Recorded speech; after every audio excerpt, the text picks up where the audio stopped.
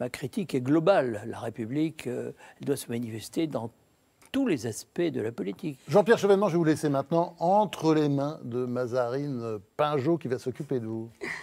On parle de la République ici, on parle aussi de la démocratie qui n'est pas tout à fait la même chose. Et vous voyez dans l'Europe telle qu'elle est pratiquée aujourd'hui l'un des dangers de la démocratie en général.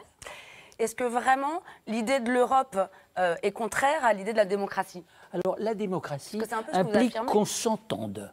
Hein, je dis bien qu'on s'entende, puisqu'elle repose... Le Conseil européen sont des chefs d'État élus sur le débat. Qui essayent de chercher un consensus. Non, mais ça s'appelle précisément de la démocratie. Le débat démocratique repose sur les citoyens qui doivent pouvoir s'entendre. C'est la raison pour laquelle la nation est le cadre privilégié de la démocratie, qu'on le veuille ou non. Non, la démocratie représentative, c'est l'inverse. Ce sont des élus qui s'entendent entre eux. Mais il faut qu'on s'entende, c'est-à-dire qu'il y ait quand même en principe une langue commune ou alors une organisation cantonale comme en Suisse. Ça, c'est encore une possibilité.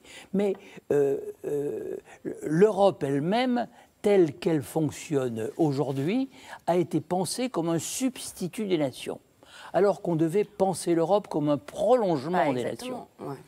Il y a eu cette idée que la France, comme disait François Mitterrand, la France est notre patrie, l'Europe est notre avenir, ce qui était interprété par beaucoup de gens comme la France est notre passé, l'Europe sera notre patrie. C'est la faute de l'Europe, ce qui se passe là, c'est pas la faute de la France.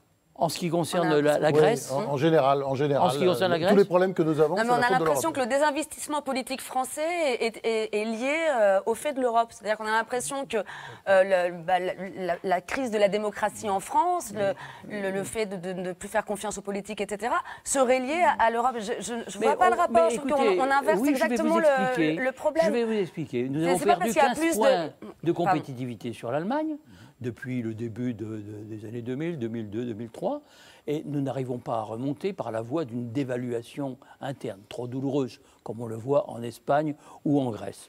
Donc, on a imaginé un pacte de responsabilité, avec un crédit impôt compétitivité, 41 milliards d'euros qui sont donnés aux entreprises, mais à toutes les entreprises, y compris aux banques, y compris à des entreprises de services qui ne sont pas sur le marché international. On aurait pu cibler, mais on ne peut pas. Parce que la commission de la concurrence, c'est la Commission européenne, d'ailleurs, il y a un commissaire à la concurrence, nous l'interdit. Il faut que toutes les entreprises reçoivent en même temps ces subventions. Si je peux juste intervenir là-dessus, je pense que le problème français, il est quand même français. Aujourd'hui, on a des élites politiques qui sont décrédibilisées en France. Ce n'est pas le cas dans les autres pays européens. Les Français, il y a un Français sur 10 qui fait confiance à ces politiques. En Allemagne, c'est un tiers, et en Suède, c'est 40% des citoyens. Donc on a un problème français. Les Français sont le pays le moins intéressé à la politique aujourd'hui d'Europe. C'est pas pour rien, c'est parce qu'il y a des élites bruxelloises. Le problème du politique français, c'est qu'il a créé lui-même la prison dans laquelle il s'est enfermé en désignant des coupables qui sont la crise, la mondialisation, le changement technologique. Et donc il invente comme ça différents coupables, mais son problème à lui, c'est lui-même qui ne le gère pas. Il n'a pas de méthode pour mettre en exécution ce qu'il promet. Et la défiance, elle est créée ici. Le problème français, c'est qu'on a un politique qui dépense beaucoup, qui a beaucoup de pouvoir, contrairement à ce qu'on dit. Le politique français, il dépense 26 fois plus que Google. Il dépense 1150 milliards par an. Google, c'est 50. Et il a moins de pouvoir que Google. Mais je suis désolé, c'est pas vrai. Vous me permettez de vous répondre ? Juste pour finir, le pouvoir politique français, il a beaucoup de pouvoir, mais il ne sait pas les utiliser, et donc ça crée beaucoup de défiance. Et la question, ce n'est pas Bruxelles, l'euro ou l'eurozone ou l'Europe. Alors je vais vous expliquer pourquoi nous en sommes arrivés là. C'est une histoire peu connue et peu dite.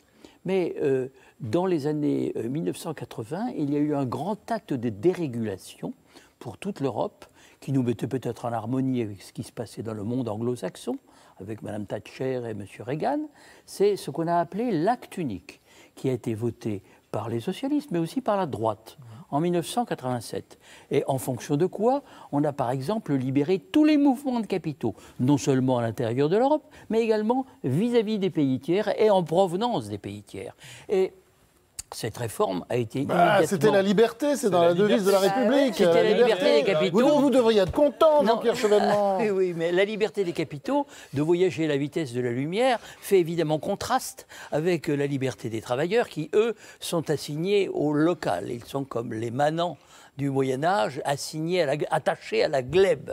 Hein. Donc, évidemment, si je prends le cas d'Alstom à Belfort, les capitaux peuvent se balader, on est racheté par General Electric, mais en même temps, les gens qui travaillent à Alstom, eux, ils ne peuvent pas aller... Le capital, c'est investir, c'est pas le capital pour le capital, c'est investir dans une machine. La machine, une fois qu'elle est installée à Alstom, bon, elle n'est pas aussi immobile que le cas de travailleur, mais elle bouge quand même. Alors, laissez-moi aller au bout de ma petite fable.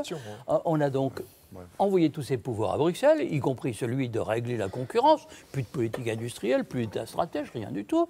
Et on se découvre avec deux partis de gouvernement qui pensent la même chose, qui font la même chose sur ce sujet, le Parti socialiste et l'UMP. Hein, rappelez-vous, M. Chirac, 6 mois après avoir été élu, le plan Juppé, etc., il faut être dans les clous de Maastricht, etc. Bon. Et comment vous avez dit Maastricht ? J'ai dit Maastricht, oui, c'est une vieille habitude. Mais c'est Maastricht, enfin, je vais vous expliquer, hein, parce que tout est rationnel. Hein. On a voulu, en quelque sorte, libéraliser la France, ce n'est pas un gros mot. Pourquoi pas ? La liberté, dans une certaine mesure.